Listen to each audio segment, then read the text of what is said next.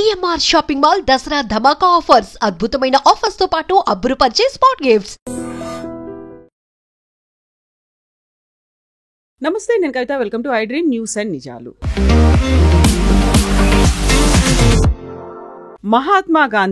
మహాత్మా ఎలా అయ్యారు? Father of the nation అని ఎందుకు పిలుస్తున్నారు?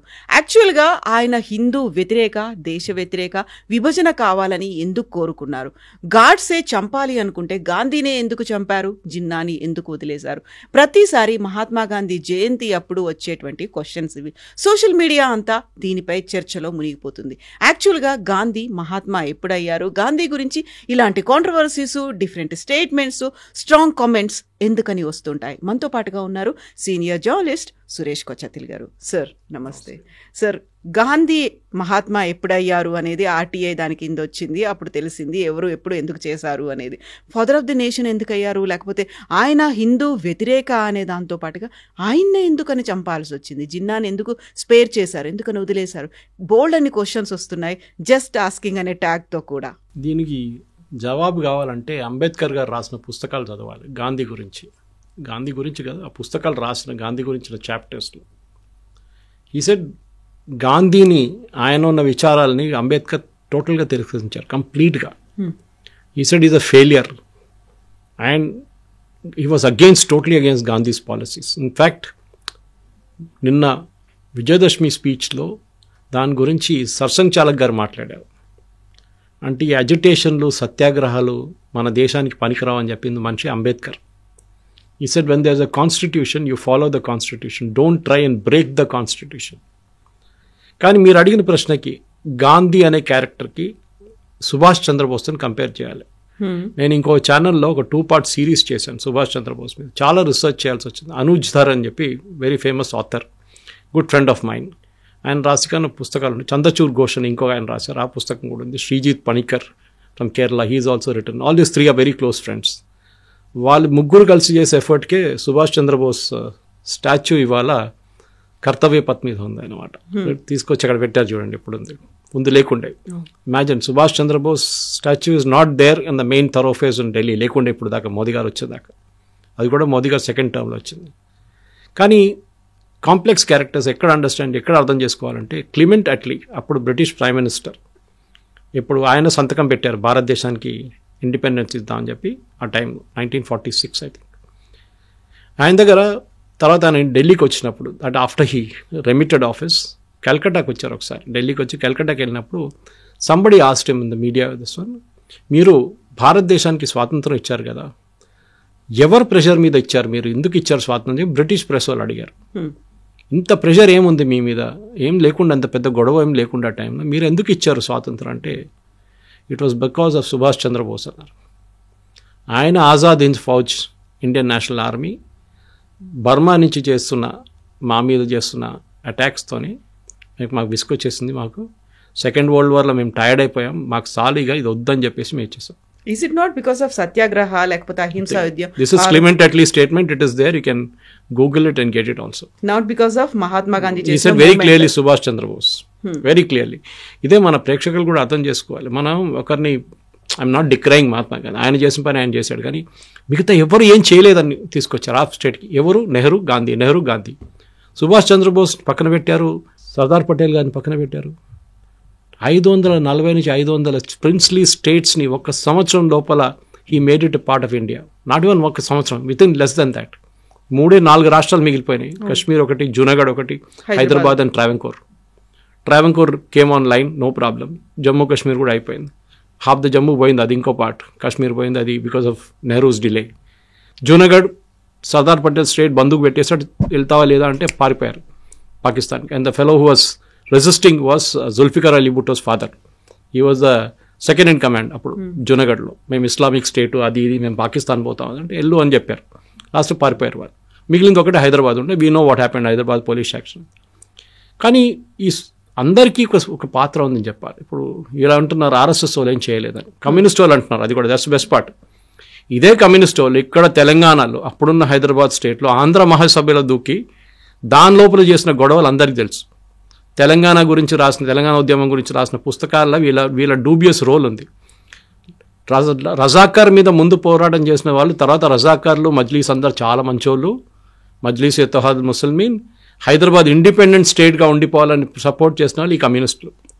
62లో వచ్చిన వార్లో చైనాతో మనం చూసా ఏం చేశారని చెప్పి బ్లడ్ కూడా డొనేట్ చేయని చెప్పారు ఒక ఫేమస్ పర్సనాలిటీ కమ్యూనిస్ట్ అని పేరు తీసుకొని కేరళ నుంచి. ఇట్లాంటి ఉన్న కమ్యూనిస్టు వీళ్ళు మహాత్మా గాంధీ గురించి మాట్లాడుతున్నప్పుడు ఎవరైనా కానివ్వండి, మహాత్మా గాంధీ ప్లేస్ ఉంది, లేదని చెప్పట్లేదు, ఎవరు డిస్ప్యూట్ చేయట్లేదు. కానీ he is not the only one who got us the freedom. Father of the nation అని ఎవరు ఇచ్చారండి టైటిల్? ఒక ఆర్టీ అప్లికేషన్ ఫైల్ చేశారు ఇప్పుడు కదా, I think Manmohan Singh government టైంలో. ఆ ఫాదర్ ఆఫ్ ద నేషన్ అని గవర్నమెంట్ ఆఫ్ ఇండియా ఎక్కడైనా డిక్లేర్ చేశారని అడిగారు. Reply came back no, there was no such record. Mahatma అనే టైటిల్ ఇచ్చింది రవీంద్రనాథ్ ఠాగూర్. ఓకే, సరే టైటిల్ ఇచ్చారని చెప్పి మహాత్మా అని ఇప్పుడు that has become very derogatory term today. నువ్వు మహాత్మానా అని అడుగుతారు, ఏదైనా మంచి పని చేస్తే నువ్వు మహాత్మా గాంధీ అనుకుంటున్నావు అంటాడు. అంటే నువ్వు ఇంకా సత్య హరిశ్చంద్రుడు అట్లా మాట్లాడతారు చాలామంది. కానీ మహాత్మా గాంధీ ఒక కాన్ఫ్లిక్టెడ్ పర్సనాలిటీ ఉంది. ఎందుకంటే ఆయన relationship with his wife we all know was very very strained ఉండేది. ఆయనది ఎక్స్పెరిమెంట్స్ ఆఫ్ ట్రూత్ అది మనకు తెలుసు. సెక్స్ గురించి ఆయన ఒపీనియన్స్ తెలుసు మనకి. చాలా మట్టుకు Mahatma Gandhi was a very conflicting personality. South Africa నుంచి వచ్చిన మహాత్మా గాంధీ కాదు భారతదేశంలో మళ్ళీ రీఫార్మ్ అయిన మహాత్మా గాంధీ. అదే టైంలో ఆయన దగ్గర ఉన్న పట్టాభి సీతారామయ్య గారు ఐఐసిసి సెషన్లో ఎలక్షన్కి నిలబడినప్పుడు as a official candidate of Gandhi ఆయన వ్యతిరేకంగా సుభాష్ చంద్రబోస్ని పోటీ చేశారు. సుభాష్ చంద్రబోస్ని పిలిచి గాంధీ అన్నారు క్లియర్గా, పట్టాభి సీతారామయ్య గారు ఓడిపోతే నేను ఓడిపోయినట్లు అని చెప్పేసి. But Subhash Chandrabose didn't care and he won the election గెలిచినా కానీ ఆయన మీద ఎంత ప్రెషర్ పెట్టారు గాంధీ అండ్ సపోర్టర్స్. ఆయన అసలు ఒక ప్రెసిడెంట్గా ఉండనియలేదు. సుభాష్ చంద్రబోస్ని అంత హెరాస్ చేసినప్పుడు ఆయన రాజీనామా చేసి వెళ్ళి కలకట్టాలో ఉన్నారు. దాని తర్వాత మనకు తెలిసి హిస్టరీ అంతా ఆయన హౌస్ అరెస్ట్లో పెట్టారు. అక్కడి నుంచి ఆయన ఒక కైండ్ ఆఫ్ తెలియకుండా అబ్స్కాండింగ్గా వెళ్ళిపోయి ఒక డ్రెస్ అంతా మార్చుకొని పాకిస్తాన్కి వెళ్ళిపోయి అప్పుడు పాకిస్తాన్ లేదనుకోండి, ఆఫ్ఘనిస్తాన్ నుంచి వెళ్ళి రష్యాకి వెళ్ళి అక్కడి నుంచి జర్మనీకి వెళ్ళారు. It's history. కానీ ఐ వోంట్ యాక్సెప్ట్, నా పర్సనల్ ఒపీనియన్, మీ ఛానల్ ఒపీనియన్ కాదు కానీ నా పర్సనల్ ఒపీనియన్ అంటే no, it is not Gandhi who got us. PM voting వచ్చినప్పుడు 2 ఓట్లు వచ్చిన నెహ్రూకి మీరు ఎట్లా ప్రధానమంత్రి చేస్తారండి? ఇదే రాహుల్ గాంధీ గారు అడిగారు ఓట్ చోరీ అంటారు. దట్ ఈస్ ఒరిజినల్ ఓట్ చోరీ. సర్దార్ పటేల్ గారికి వచ్చిన ఓట్లు నెహ్రూ గారికి వచ్చిన ఓట్లు కానీ చాలా ఎక్కువ ఉండే. మళ్ళీ ఎందుకండి ఆయన ప్రధానమంత్రి చేయలేదు? Because of emotional blackmail. Gandhiji నెహ్రూతో చాలా క్లోజ్ ఉన్నారు. వీళ్ళందరూ అంటారు వీళ్ళందరూ జైలుకి వెళ్ళి. నాకు చెప్పండి, ఆండమన్స్ లాగా జైల్లో వీళ్ళు ఎవరైనా వెళ్ళారండి కాంగ్రెస్ వాళ్ళు? ఒక్కరి పేరు చెప్పండి. ఈజ్ ఇట్ నెహ్రూ, అల్మోరా ఇట్లాంటి అంచే హిల్ స్టేషన్స్లో పంపించారు ఆయన హెల్త్ బాగాలేదని చెప్పి. Mahatma Gandhi also very SIM ఆగా ఖాన్ హౌస్, ప్యాలేషియల్ హౌస్లో జైల్ అని కన్వర్ట్ చేసుకున్నారు టర్మ్ దాన్ని. సవర్కర్ సఫర్ చేసిన ఆ పనిష్మెంట్ ఆండమన్స్లో కాలాపానీలో వీళ్ళు ఎవరైనా ఎవరికైనా అయిందండి? ఎన్ని సంవత్సరాలు? 10-15 సంవత్సరాలు జైల్లో అండి. ఏంటి దట్టు హారబుల్ పనిష్మెంట్ కాలాపానీలో. ఎందుకంటే దేశం బ్రిటిష్ వాళ్ళ వ్యతిరేకంగా లండన్లో ప్రొటెస్ట్ చేసిన దానికి, భారతదేశంలో కాదు లండన్లో, అక్కడెళ్ళి కొట్లాడాడు. అక్కడ జరిగిన కాల్పులో చనిపోయారు బ్రిటిష్ అదంతా మనకు తెలుసు, ఉద్దమ్ సింగ్ కేసు అంతా మనకు తెలుసు అది. కానీ అప్పుడు చేసిన అందరు కలిసి చేసిన ఒక పోరాటాన్ని ఒక మనిషికే అప్పుగట్టు పెట్టి ఆయనే ఫాదర్ ఆఫ్ ద నేషన్ అనగానే I won't accept as a personal opinion. This should be a collective will. Subhash Chandrabose కానివ్వండి, మహాత్మా గాంధీ కానీ, నెహ్రూ కానివ్వండి, సర్దార్ పటేల్ కానివ్వండి, అబ్దుల్ కలాం ఆజాద్ కానివ్వండి, ఎవరైనా కానివ్వండి, they all had a role. Okay, so వాళ్ళ రోల్ పక్కన పెట్టి మీరు ఓన్లీ గాంధీ అంటే sorry, it doesn't work that way. Rajghat లాంటి అంత పెద్ద ప్లేస్ ఇచ్చేసి సర్దార్ పటేల్కి ఎంత ప్లేస్ ఇచ్చారండి అక్కడ ఢిల్లీలో? ఎందుకంటే పివి నరసింహారావు గారు, సరే ఆయన ఫ్రీడమ్ మూమెంట్లో ఆయన పాత్ర కూడా ఉండే హైదరాబాద్ దాంట్లో విమోచనలో, ఆయనకు ఢిల్లీలో ఒక సమాధి లేదండి. అన్ని సంజయ్ గాంధీకి సమాధి ఇచ్చారండి. వాటో సంజయ్ గాంధీ ప్రధానమంత్రి ఉన్నారా? ఇప్పుడు చూడండి, సి ప్రియాంక వాద్రా స్ట్రాటజీ, కొడుకు పేరు మార్చుకొని రెహాన్ రాజీవ్ గాంధీ అని చేశారు. That name she wants return. Vadra వద్దంట, ఆమెకి గాంధీ కావాలి. అది కూడా fake Gandhi. And I know this Gandhi very well because original Gandhi was Feroze Gandhi. ఇది గంధీ అనే పేరు గంధం అమ్ముతుండే గుజరాత్లో, సెంట్ పర్ఫ్యూమ్లు. ఆ కమ్యూనిటీ పేరు గంధీ. దాని నుంచి గాంధీ తయారయ్యారు వీళ్ళు. Feroze Gandhi was a Parsi, Mohandas Karamchand Gandhi was Gujarati. ఇది డిఫరెన్స్ ఉందన్నమాట ఇక్కడ. ఫిరోజ్ గాంధీ పేరు నుంచే వీళ్ళందరూ కొట్టేసుకున్నారు పేరు గాంధీ గాంధీ గాంధీ అని. ఓకే, ఇదే ఫిరోజ్ గాంధీని ఇంటి నుంచి బయట తెరమి కొట్టిన మనిషి నెహ్రూ, మనందరికీ తెలుసు. He was not allowed to have a good married life. దాంట్ లాస్ట్లో డివోర్స్ అని చెప్పొచ్చు. Yes, it was kicked out of the house. ఆయన పాపం ఇప్పుడు కూడా గుర్తుంది, మా అమ్మగారు was taking care of my grandfather's brother. Outer Delhi MP ఉండే Nair, 2 terms ki. She used to stay in MP's quarters that time. I'm talking on late 50s. ఆ టైంలో her neighbour, opposite neighbour was Feroze Gandhi. అమ్మగారు అంటుండే, ఇప్పుడు కూడా అంటుంటారు. She is now 84, is in Kerala. She was the product of lady Shriram college ఆ టైంలో. ఆమె అంటుండే, అరే ఇంత సింపుల్ మనిషి ఫిరోజ్ గాంధీ, బట్టలని తీసుకొచ్చి బేటా దోబీకో దేనా అని చెప్పి మా మదర్కి ఇస్తుండే. Such a simple man. వారానికి ఒక రోజు సంజయ్ గాంధీని, రాజీవ్ గాంధీని ఆడుకోవడానికి ఇక్కడ పంపిస్తారు వీళ్ళతో, ఫాదర్తో, 1 day in a week.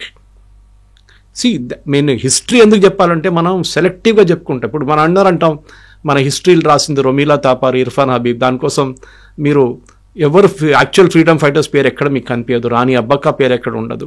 Ahom రాజుల పేర్లు ఉండవు.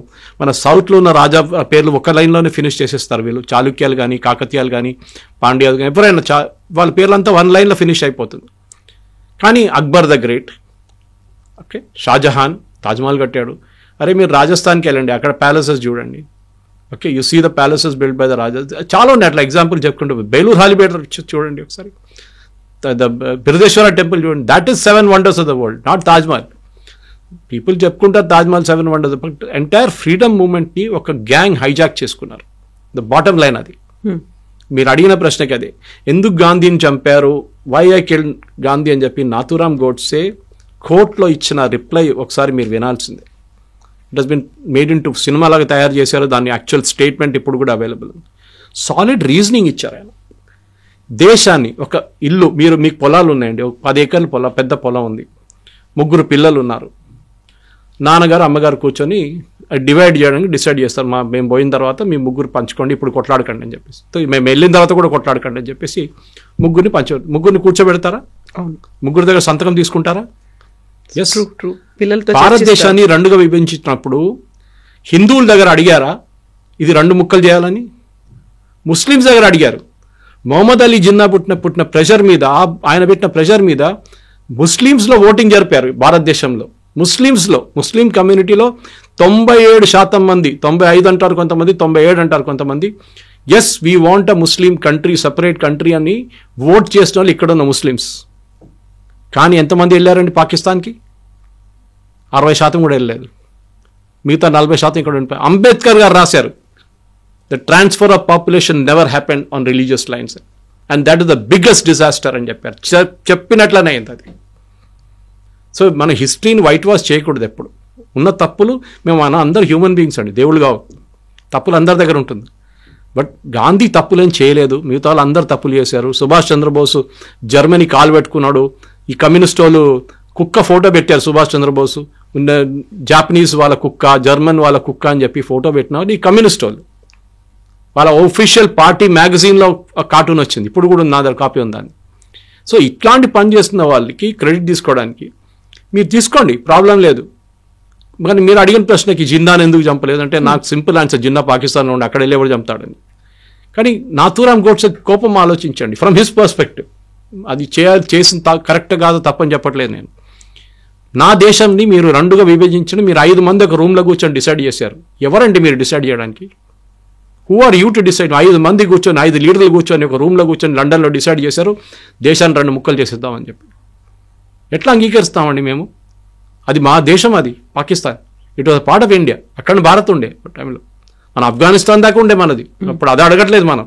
కానీ మన దగ్గర ఉన్న ఆ టైంలో ఉన్న దాన్ని బంగ్లాదేశ్ అని చేసేసాం ఒక పక్క. అప్పుడు బంగ్లాదేశ్ కదా, అప్పుడు ఈస్ట్ బెంగాల్ అని చెప్పేసాం, east Pakistan, and this became west Pakistan. మీరు ఎవరండి? మీరు who gave you the authority? ఎవరైనా భారతదేశంలో ఉన్న ప్రజలు ఆ టైంలో అంతా 40 కోట్ల, మన 30 కోట్ల పాపులేషన్ ఉండే, వాళ్ళ దగ్గర అడిగారా? ఓటింగ్ పెట్టారా? ఇదే బ్రిటిష్ వాళ్ళు ఉన్న టైంలో ముస్లిం ఓటింగ్ జరిగింది. జిన్నా అంత ప్రెషర్ పెట్టాడు గాంధీ మీద, నాకు కావాల్సిందే, ఎటు పరిస్థితులు కావాల్సింది చెప్పి ఇక్కడ వచ్చి నిజాంని కలిశారండి. దట్ నిజాంకి వచ్చి అక్కడిక్కడ వ్యాసిలేట్ చేస్తున్నప్పుడు బిట్వీన్ 1947 and 48 వచ్చి మా పాకిస్తాన్ చేరిపోండి అని చెప్పారు. నిజాం అన్నాడు పో నేను రానని చెప్పి ఆయన ఇంకో ట్రిప్లో ఉన్నాడు, ఆయన ఇండిపెండెంట్ నేషన్గా ఉంటాను అది ఇదని చెప్పి. సో గాంధీని ఎందుకు చెప్పానన్నది నాథూరామ్ గోడ్సే స్టేట్మెంట్ చదవాల్సింది. ఇప్పుడున్న ప్రజలు మీరు ఏం చెప్తారు, మీ ఫీలింగ్స్ అంతా పక్కన పెట్టండి, మీ పొలిటికల్ అఫిలియేషన్స్ పక్కన పెట్టి you read statement why I killed Gandhi. అక్కడ ఒక రీజనింగ్ ఉంటుంది. ఒక మనిషికి ఇప్పుడు ఒక నార్మల్ సిచ్యువేషన్ చెప్తున్నాను, ఇప్పుడు చాలా ఇంట్లో జరుగుతుంది ఇది కూడా, మీరు పేపర్లో వింటారు, టీవీలో చూస్తుంటారు. ఒక ప్రాపర్టీ డివిజన్ జరిగింది, 4 పిల్లలు ఉన్నారు, ఒకడికి ఇవ్వకుండా మిగతా 3కి ఇచ్చేస్తే వాడు ఊరుకుంటాడా? రివోల్ట్ వస్తుంది. ఒకరోజు కత్తి తీసుకొని తుపాకీ తీసుకొని చంపేస్తాడు ఎవరినైనా. జరిగింది కూడా చాలా. అదే కదా ఇది కూడా. మీరు అడగలేదు మా దగ్గర. You never asked us for partition. We will never agree. Hindus కూడా నెవర్ అగ్రీడ్. ఈ దేశంలో ఉన్న హిందూస్ కూడా అది ఉండే యాక్చువల్ ఓటింగ్, అది ఉండాలండే. హిందూ ముస్లిమ్స్ ఇద్దరు కలిసి ఓట్ చేయండి, ఈ దేశం విభజించాలా వద్దా, సింపుల్ క్వశ్చన్, 1 line క్వశ్చన్. దానిలో ఓటింగ్ పెడితే మీకు క్లియర్గా తెలిసిపోతుంది, నో అని ఆన్సర్ వస్తుండే. కానీ 5 మంది కూర్చొని లండన్లో ఒక రౌండ్ టేబుల్లో కూర్చొని డిసైడ్ చేశారు మేము భారతదేశాన్ని 2 ముక్కలు చేసేస్తామని చెప్పి. బ్రిటిష్ వాళ్ళు చాలా హ్యాపీ సంతకం కూడా పెట్టి వాళ్ళు వెళ్ళిపోయారు. ఇప్పుడు we are facing the mess now today because of that. జరిగింది తప్పు, correct. Assassination of Gandhi with black mark అని చెప్పొచ్చు. కానీ దాని మీద కూడా కాంగ్రెస్ వాళ్ళు పాలిటిక్స్ పెడతారు. ఆర్ఎస్ఎస్ వాళ్ళు క్లియర్లీ ఆర్ఎస్ఎస్ని బ్యాన్ చేశారు అప్పుడు. దట్ వాజ్ నీ జక్ రియాక్షన్. తర్వాత పటేల్ చెప్పారు ఇట్ వాజ్ అ మిస్టేక్. దానికోసం తర్వాత ఉన్న దాంట్లో నెహ్రూ రిపబ్లిక్ డే పరేడ్లో పిలిపించారు ఆర్ఎస్ఎస్ని. 1963లో రాహుల్ గాంధీకి చెప్పాలి, అది రిపబ్లిక్ డే పరేడ్లో పిలిపించారు ఆర్ఎస్ఎస్ని. ఆ టైంలో జరిగిన అందరికి తెలుసు. సవర్కర్ని గుంజుకొని తీసుకెళ్లారు ఆ కేసులో. తన సవర్కర్ని కూడా court said no evidence against him, nothing at all అని చెప్పి. ఎవరెవరి మీద కోపం అందరినీ తీసుకెళ్ళి అక్కడ పెట్టేశారు. దానికన్నా ముందు అసాసినేషన్స్ జరగలేదండి, జరిగింది కదా చాలా మటుకు. దాని తర్వాత కూడా జరిగింది కదా. ఎక్కడెక్కడ బీహార్లో లలిత్ నారాయణ మిశ్రా, నేను కాలేజీలో చదువుతున్నప్పుడు రైల్వే మినిస్టర్, ఆయన చంపారు. It's politics is like that. మీరు ఇప్పుడు హిస్టరీ చూస్తే కూడా చాలా మటుకు యూరోపియన్ హిస్టరీ కానివ్వండి, మీరు రోమన్ హిస్టరీ కానివ్వండి, ఈవెన్ లాటిన్ అమెరికన్ హిస్టరీ చూస్తే కూడా చాలా మటుకు ఇట్లాంటివి జరుగుతూనే ఉంటాయి. ఎందుకు అక్కడ అంత దూరం ఎందుకు వెళ్తారు? ఇక్కడ ఉంది కదా. మొఘల్ చూడండి, ఒక నాన్న తమ్ముడిని చంపుతాడు, నాన్న కొడుకుని చంపుతాడు, కొడుకు అన్నని చంపుతాడు, అంత వాళ్ళు వెళ్ళి త్రోన్లో కూర్చుంటాడు. ఇది జరిగేది. బట్ ఆ రోజు గాంధీ గారు చేసిన తప్పు ఇది, that he did not ask. మమ్మల్ని అడగలేదు, మా అమ్మ నాన్న దగ్గర మా గ్రాండ్ ఫాదర్ దగ్గర వాళ్ళ దగ్గర అడగలేదు.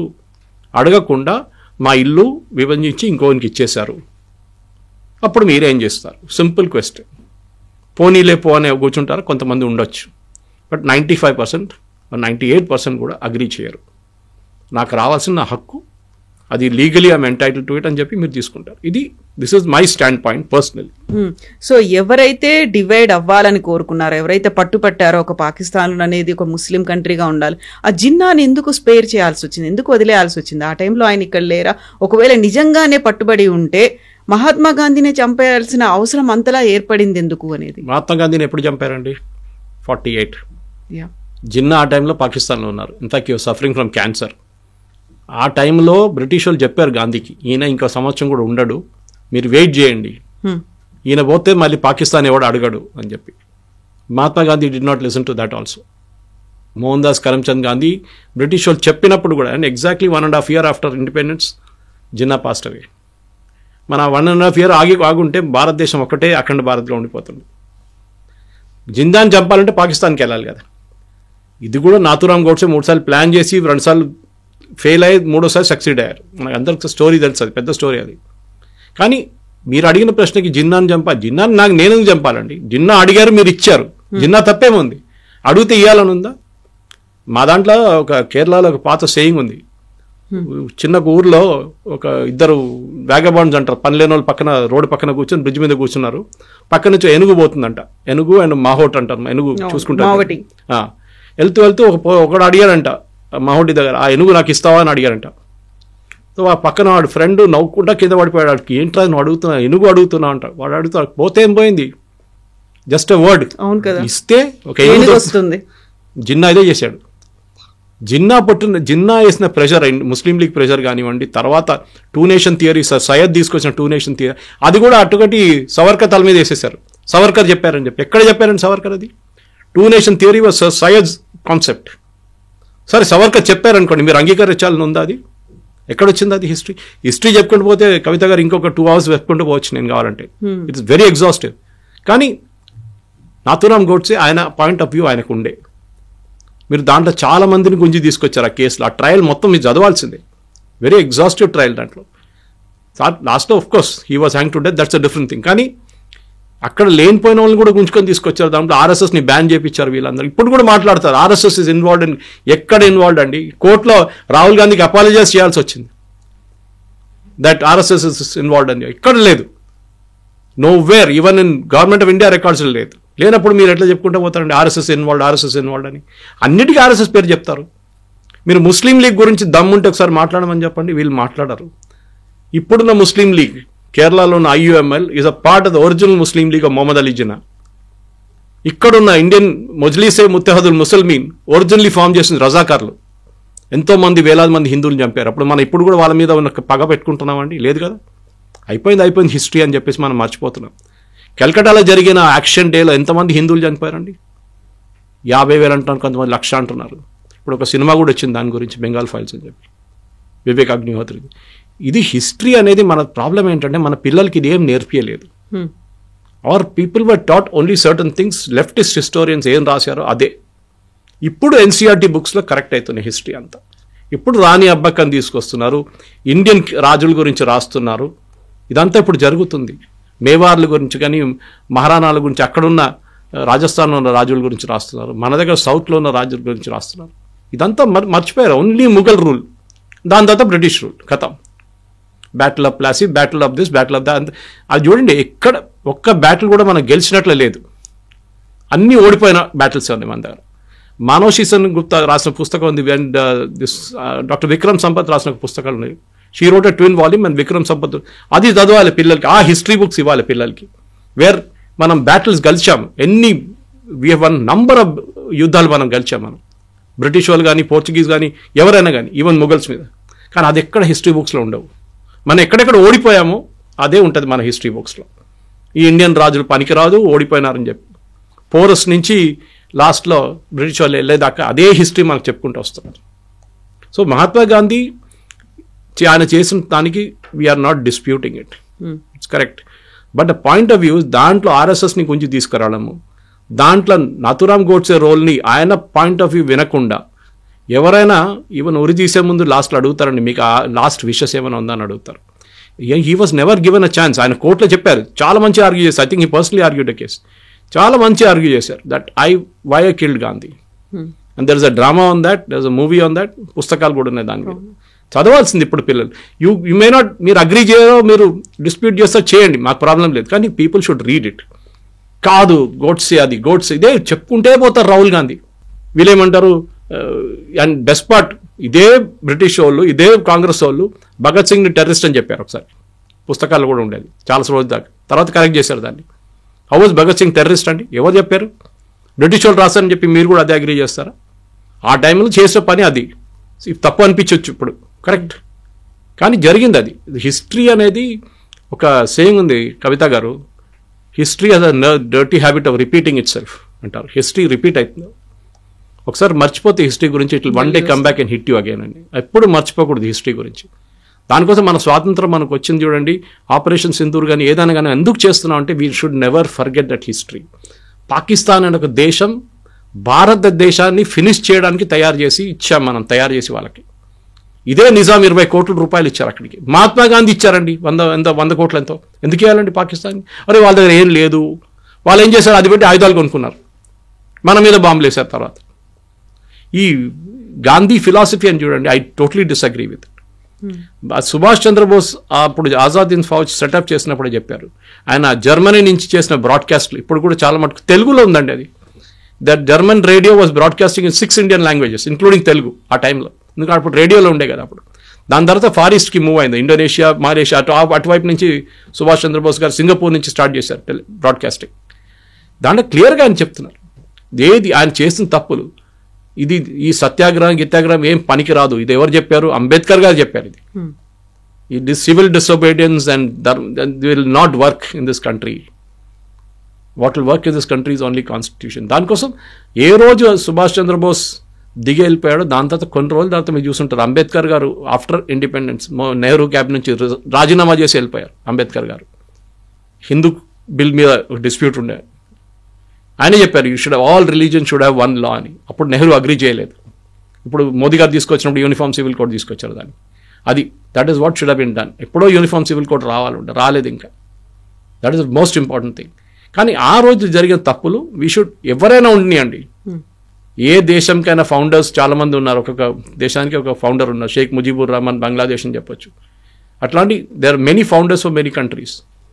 కానీ వాళ్ళు చేసిన తప్పులు, వాళ్ళు చేసిన మంచి పనులు రెండు గుర్తుపెట్టుకోవాలి. Don't glass over and say 2 అక్టోబర్కి ఆయన ఫోటో పెట్టి దండం పెట్టి అని చేస్తున్నాం, చేయండి. బట్ గాంధీ చేసిన తప్పులు కూడా మనం ముందుకు తీసుకురావాల్సి, that is very very important. So ఇప్పుడు మన ఇంటర్వ్యూ స్టార్టింగ్లో ఒక మాట చెప్పారు, అంబేద్కర్ గాంధీజీ ఐడియాలజీను, గాంధీజీ ఫిలాసఫీ యాప్ట్ కాదు, అంత సూటబుల్ కాదు అనేది.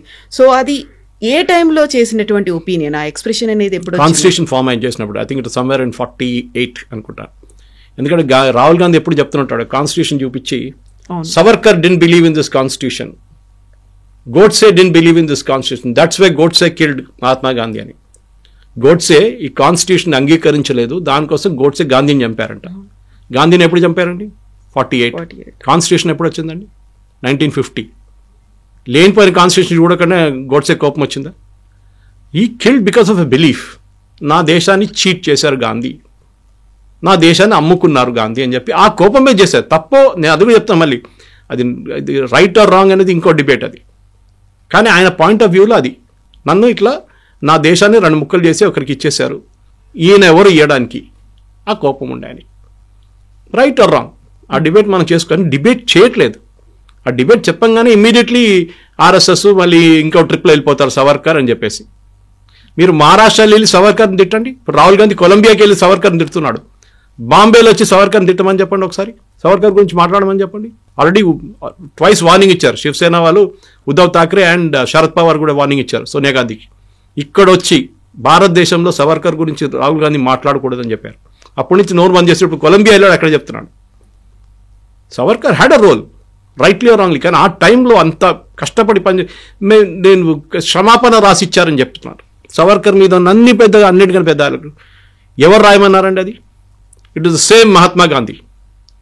నువ్వు బయట ఉంటే మాకు పనికి వస్తావు, లోపల ఉంటే పనికి రావు అని చెప్పి యూ రైట్ లెటర్. చాలామంది రాశారు.